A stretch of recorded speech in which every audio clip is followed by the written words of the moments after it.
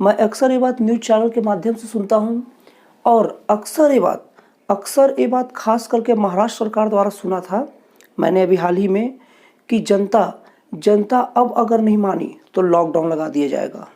और अलग अलग सरकारों द्वारा अक्सर ये कहा जाता है, खास करके महाराष्ट्र सरकार द्वारा मैं कुछ दिन पहले ही मैंने सुना था, महाराष्ट्र सरकार द्वारा खुलेआम जनता को धमकाया जा रहा था कि आप लोग बहुत अति कर रहे हैं, अब आप लोग सावधानी नहीं बरते तो फिर लॉकडाउन लगा दिया जाएगा, क्योंकि कोरोना ऐसे ही बढ़ते रहा तो हमारे पास कोई और चारा नहीं रहेगा। खास करके महाराष्ट्र सरकार द्वारा अक्सर इस जनता को इस तरह से धमकाया जाता है कि कोरोना केस बढ़ रहा है, आप लोग लापरवाही मत बरतिए, आप लोग संभल कर रहिए, नहीं तो लॉकडाउन के अलावा कोई और चारा नहीं है। दोस्तों जब मैं ये बात सुनता हूँ तो मुझे बहुत दुख होता है, क्योंकि कोरोना बढ़ने का सारा ठिकरा आम जनता पर ही फोड़ा जाता है। दोस्तों जबकि सच्चाई ये है कि कोरोना के बढ़ने में केवल जनता की लापरवाही ही नहीं है, अलग अलग राज्य सरकारों का स्वार्थ भी शामिल है, या यूँ कहा जाए तो कोरोना केस के बढ़ने का प्रमुख कारण राज्य सरकारों का स्वार्थ है। दोस्तों जबकि सच्चाई है कि कोरोना के बढ़ने में जनता की लापरवाही से ज़्यादा जिम्मेदार राज्य सरकारों का, अलग अलग राज्य सरकारों का अपना स्वार्थ है। और आसान भाषा में ये बोला जाए तो ज़्यादा जिम्मेवार राज्य सरकारों का स्वार्थ है।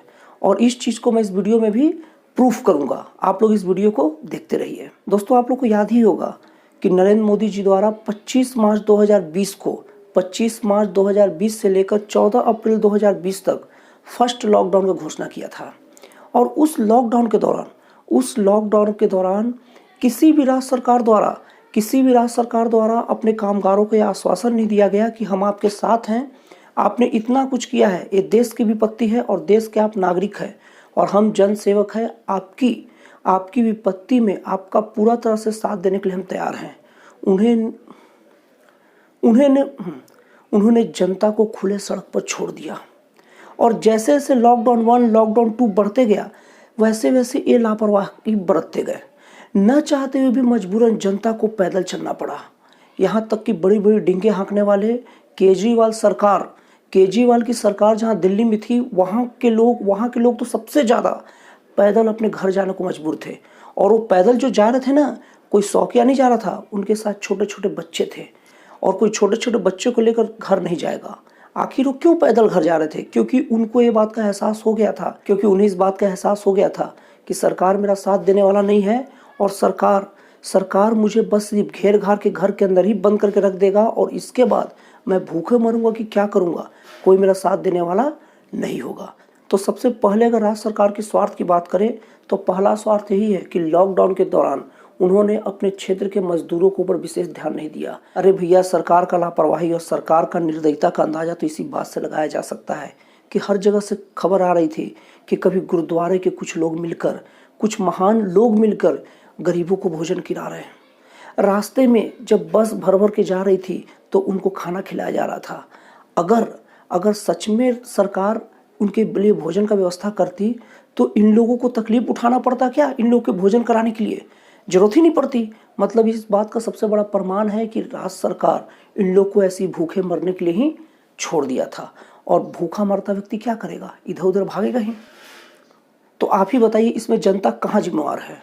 और दोस्तों अगर दूसरी बात करेंगे, यही वो बात है जो कोरोना बढ़ाने में सबसे ज़्यादा योगदान दिया है और इसका जिम्मेवार केवल राज्य सरकार का स्वार्थ और अपने काम के प्रति सुस्ती है और अपने कर्तव्यों से भागना ही शामिल है। दोस्तों 2020 में मार्च, अप्रैल और मई महीना जिस टाइम लॉकडाउन अपने चरम पर था, उस वक्त आप लोग को याद होगा कि अक्सर राज्य सरकारों द्वारा हवाई मार्ग से, रेल मार्ग से या अलग अलग राज्यों से आने वाले लोगों का कोरोना टेस्ट किया जाता था और उसके टेस्ट होने के बाद ही उन्हें जाने दिया जाता था। और यहाँ तक कि ये भी प्रावधान रखा गया था कि जो भी बाहर से आएंगे 14 दिन तक क्वारंटाइन रहेंगे, फिर अपने घर जाएंगे। तो दोस्तों यहाँ पर एक चीज़ था कि जो बाहर के राज्यों से आ रहे हैं उनका बस सिर्फ एक चेक किया जाता था या उनके लिए सब व्यवस्था थी, लेकिन जो ये राज्य को छोड़ के दूसरे जगह जा रहे हैं ना, उनका वो चेक नहीं किया जाता था, उनका कोई चेकअप नहीं होता था। दोस्तों जबकि किया यही जाना चाहिए था कि जो राज्य को छोड़ के जा रहे हैं उनका चेकअप किया जाना चाहिए था और उसमें जो कोरोना पॉजिटिव निकलते ना, उनको अपने पास रख लेना चाहिए था और जो लोग कोरोना नेगेटिव निकलते उनको जाने देना चाहिए था। और अगर स्वस्थ लोगों को भी क्वारंटाइन रखने का मूड था तो उनको एक काम करना चाहिए था कि जो भी राज्य छोड़ के कहीं जाएगा वो सबसे पहले 14 दिन यहाँ क्वारंटाइन रहेगा, क्योंकि उन्हें ये करना चाहिए था कि जो राज्य छोड़ के जाएगा उनका कोरोना चेक करें, अगर पॉजिटिव है तो उनका पूरा इलाज करके भेजे, और अगर नेगेटिव है तो भी अपना क्वारंटाइन यहीं रहे।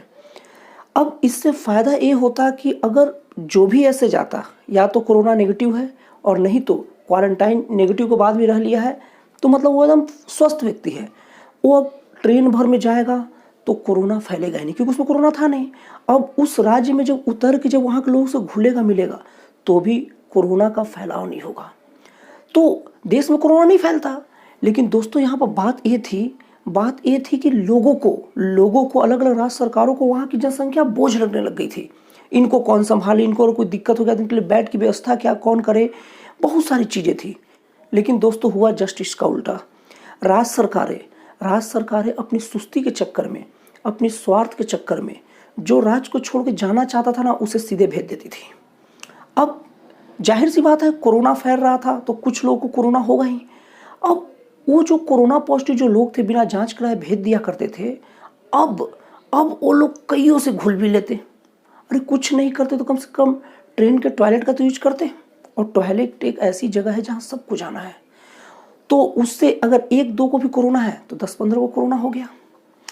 अब वहाँ जाने के बाद जहाँ वो रुक रहे हैं, अब वहाँ पर चेकअप की व्यवस्था, अब वो चेकअप में जहाँ 1 था वहाँ 10-15 निकले, और जो राज्य सरकारें स्वार्थ के कारण बिना जांचे बुझे लोगों को भेज देती कि इनको कौन संभालेगा, जहाँ पर एक जगह चेकिंग के दौरान 2-4 कोरोना पेशेंट निकलते और 2-4 को ही देखना पड़ता, लेकिन अपने स्वार्थ के कारण 2 कोरोना पेशेंट को सबके साथ भेज रहा है और वहाँ 2 को 20 या 50 या 100 बना दे रहा है, जितना बन जाए। और इसको लग रहा है कि अरे और राज्य सरकार जाने, लेकिन कहा जाता है ना कि स्वार्थ एक ऐसा चीज होता है जिसका दुर्गति निश्चित है। स्वहित में ही सबका हित है और स्वार्थ की दुर्गति निश्चित है। ये बात कोई कही बात नहीं है, ये बात में सच्चाई है। जिस तरह से राज्य सरकारें एक स्टेट का राज्य सरकार किसी को भेजते हो सोचती कि अब हमारा नहीं उनका समस्या है, तो उधर की राज्य सरकारें भी तो यही सोचती ना। तो इधर से 2 कोरोना पेशेंट ट्रेन में 20, 50, 100 बन जा रहे हैं और वो राज्य को बोझ बन रहा है, और उधर से जो आ रहे हैं कोरोना पेशेंट 2-4 वो 20, 50, 100 बन के मिल रहे हैं। मतलब जिसको 2 रखने में सुस्ती थी, 2 या 4 एक जगह के कोरोना पेशेंट को, वो सीधे 50-100 रख रहे हैं। और इस तरह से सब लोग पूरा घूमे फिरे फैले, और इस तरह से ट्रेनों में लोग बिना जांच की यात्रा किए, और इक्का दुक्का कोरोना पेशेंट कई लोगों को कोरोना फैला दिए, और इस तरह से कोरोना विस्फोट हो गया। मतलब कुछ कोरोना पेशेंट जिसे मान कर चला जाता कि ये बाहरी राज्य में भी बीमारी फैलाएंगे, उनको जांच के वहीं इलाज करते। मतलब एक छोटी सी चिंगारी थी जिसको फैलने से पहले वहीं पर दबा के बुझा दिया जाता, लेकिन उन्होंने ये चिंगारी दूसरे के ऊपर जाएगी ना, सीधे फेंक दिए। अब वो चिंगारी आग लगते हुए गया, सबको जलाते चल गया। और उधर की सरकारें भी वही की, तो वो चिंगारी आग लगाते हुए इधर आया और रास्ते में आग लगा सो अलग। और इस तरह आज हमारा पूरा देश कोरोना के आग में जल रहा है। दोस्तों, ये हमारा बहुत बड़ा सौभाग्य था कि हमारे देश की हवा पानी ऐसी है जिससे कोरोना नहीं फैला। नहीं तो समझ लीजिए अक्टूबर महीने के बाद से कोरोना का ग्राफ गिर ही रहा था। हमारे देश में 9 से 10 हज़ार केस दिन में आने लग गए थे। लेकिन ये हमारा दुर्भाग्य भी है कि हमारी जो सरकारें हैं, राज्य सरकारें हैं, वो ठीक से मैनेजमेंट नहीं करती।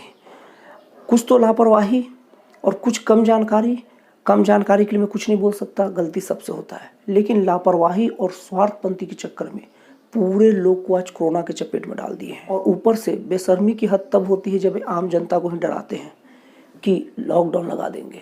दोस्तों, मैं लॉकडाउन को लेकर हमेशा से एक ही बात बोलता हूँ और बहुत प्रखर तरीके से बोलता हूँ। लॉकडाउन लगाने का अधिकार सरकार को तभी है जब ये सरकार ये मान के चले कि लापरवाही केवल जनता नहीं, हर व्यक्ति ने किया है। तो इसलिए लॉकडाउन लगता है और काम धाम बंद होता है, तो या तो जिनका काम धंधा बंद है उनको कंपनसेशन दे, और नहीं तो उस क्षेत्र के हर व्यक्ति, नेता, गवर्नमेंट जॉब करने वाले सारे लोग, हर व्यक्ति का लॉकडाउन के टाइम तक पेमेंट रोक दिया जाए, न दिया जाए। क्योंकि लापरवाही सब किए हैं, तो बस सिर्फ एक प्राइवेट सेक्टर वाले इसकी सजा क्यों भुगते हैं। और दोस्तों, अंत में अपने वीडियो के माध्यम से संदेश देना चाहता हूँ कि चाहे जनता हो चाहे नेता हो, सब हैं तो इंसान ही, और कोरोना इंसानों को ही से ही फैलता है, इंसानों को ही पकड़ता है। तो कोरोना किसी को भी हो सकता है, इसलिए हर पर्सन सावधानी बरते। राज्य सरकारों द्वारा, हमारे देश के महान और रिस्पेक्टेड वैज्ञानिकों द्वारा जो जो सुझाव दिया जाता है, उन सभी सुझावों का अक्षरतः पालन करें। तो दोस्तों, आपको ये वीडियो कैसा लगा, अच्छा लगा या ख़राब लगा, कमेंट बॉक्स में ज़रूर बताइएगा। और अगर आपको मेरा वीडियो पसंद आया हो तो प्लीज़ इस चैनल को सब्सक्राइब कर दीजिए, ताकि इस टाइप का मैं कोई और जब भी वीडियो बनाऊँ तो उसका पहला नोटिफिकेशन आप तक पहुँचे। तो दोस्तों, फिर मिलते हैं अगले वीडियो में एक नए, एक जन कल्याणकारी और एक राष्ट्रवादी विचारों के साथ।